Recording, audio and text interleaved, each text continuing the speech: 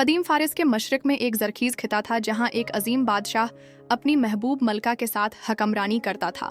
ان کی خوشیوں کا عروج تب آیا جب ان کے ہاں ایک بیٹا پیدا ہوا، ایک خوبصورت بچہ جس کا نام رکھا گیا خورشید، یعنی سورج کا شہزادہ۔ لیکن جس دن بچے کو محل کی فصیل پر لوگوں کو دکھایا گیا، ایک درویش وہاں سے گزرا اور پیشن گوئی کی، یہ سورج کی طرح چمکے گا مگر اس کی پرچھائی دکھ بھری ہوں گی۔ بادشاہ نے اس بات کو ہنسی میں اڑا دیا۔ خورشید ایک خوبرو، ہوشیار اور ماہر شہزادہ بن کر جوان ہوا، گھڑ سواری، تیر اندازی اور باغبانی میں یکتا۔ لیکن جب ملکہ بیمار ہو کر دنیا سے رخصت ہوئی، شہزادی کی دنیا اندھیر ہو گئی۔ وہ خاموش ہو گیا، جیسے زندگی کی روشنی بجھ گئی ہو۔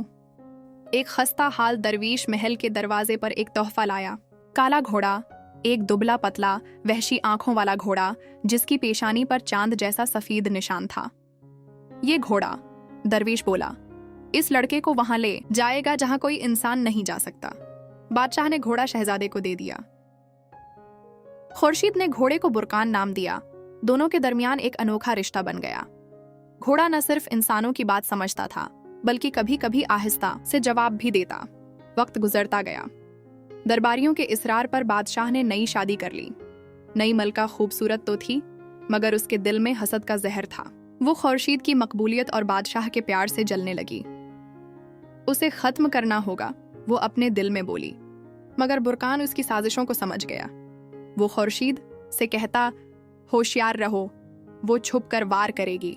پہلی سازش ایک کھائی تھی جو استبل کے پاس کھودی گئی، مگر خورشید نے اس دن وہ راستہ ہی نہ لیا۔ پھر زہر آلود مٹھائیاں بھیجی گئیں جنہیں برقان نے گرا دیا۔ آخرکار ملکہ نے ایک چال چلی۔ اس نے بیماری کا بہانہ کیا اور شاہی طبیب سے کہلوایا کہ اسے 3 دن تک کالے گھوڑے کا گوشت کھانا ہوگا۔ بادشاہ تذبذب میں تھا، بیوی کا علاج یا بیٹے کا پیارا گھوڑا؟ آخرکار دل پر پتھر رکھ کر اس نے قتل کا حکم دے دیا۔ اسرات برقان نے ملک خورشید کو خبر دی، کل مجھے مار دیا جائے گا مگر ایک موقع ہے، 10ویں گھنٹی پر آ جانا، ایک آخری سواری مانگنا۔ اگلے دن استبل میں جلاد تیار تھے۔ خورشید نے التجا کی، مجھے ایک آخری سواری کرنے دو۔ دل نرم پڑ گئے، گھوڑا زین کیا گیا۔ خورشید سوار ہوا اور پھر کالا بچھڑا اڑ گیا۔ محل کی چھتوں، کھجوروں کے جوہنڈ، دریاؤں کے اوپر سے وہ گزرے۔ بادشاہ صدمے میں کھڑا دیکھتا رہا، جیسے بیٹا کوئی چمکتا ستارہ بن کر آسمان میں کھو گیا۔ وہ پہاڑوں، میدانوں کو عبور کرتے ہوئے ایک سنہری سلطنت میں اترے۔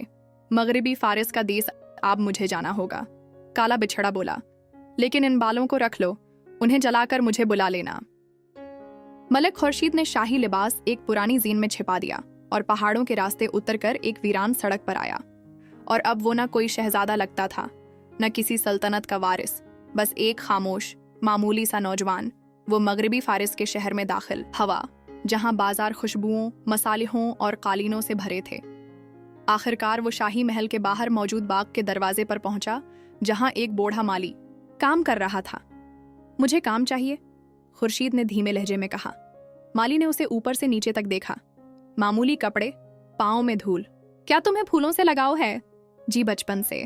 چند دنوں میں خورشید نے ثابت کر دیا کہ وہ صرف مالی نہیں بلکہ فطرت کا شاعر ہے۔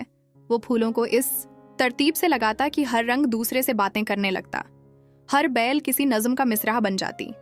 ایک دوپہر، جب سورج دوپہر کی حدت سے آسمان پر چمک رہا تھا، محل کی سب سے چھوٹی شہزادی پری زاد نے محل کی کھڑکی سے نیچے جھانکا۔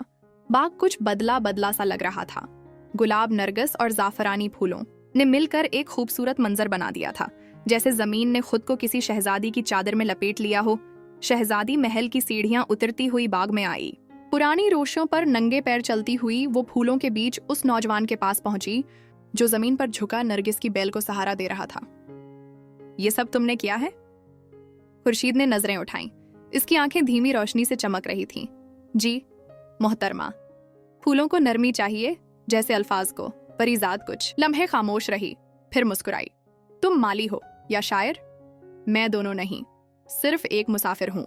وہ لمحہ مختصر تھا مگر اس میں کچھ ایسا تھا جو وقت سے آزاد تھا۔ شہزادی کچھ کہے بغیر واپس پلٹ گئی مگر اس کے دل میں مالی کی آنکھوں کا عکس رہ گیا۔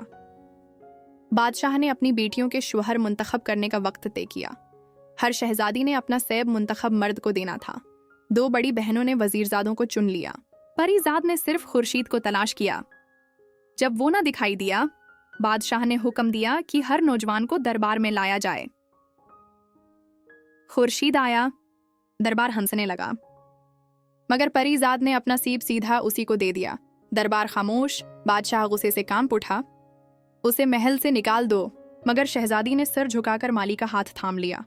उन्होंने शाही बाग के एक किनारे गुलाब और चनबीली की बाढ़ों से जरा पीछे एक छोटी सी झोंपड़ी में जिंदगी गुजारना शुरू की।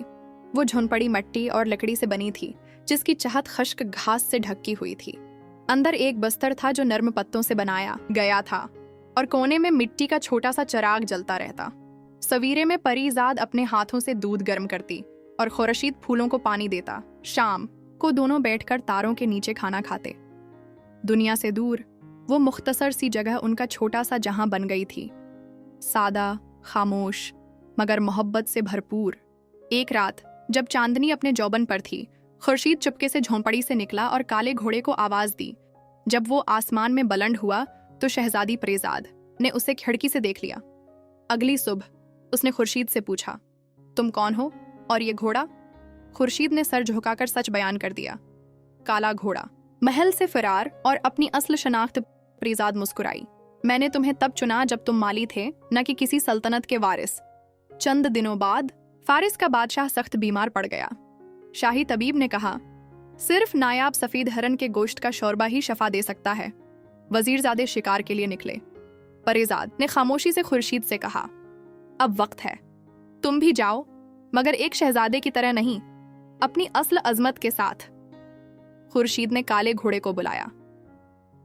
एक सुनहरी वादी में वो शिकार को निकला। कनात लगाई, हिरनों को राग से बुलाया। सफेद हरन आया और खुर्शीद ने उसे एहतराम से शिकार किया।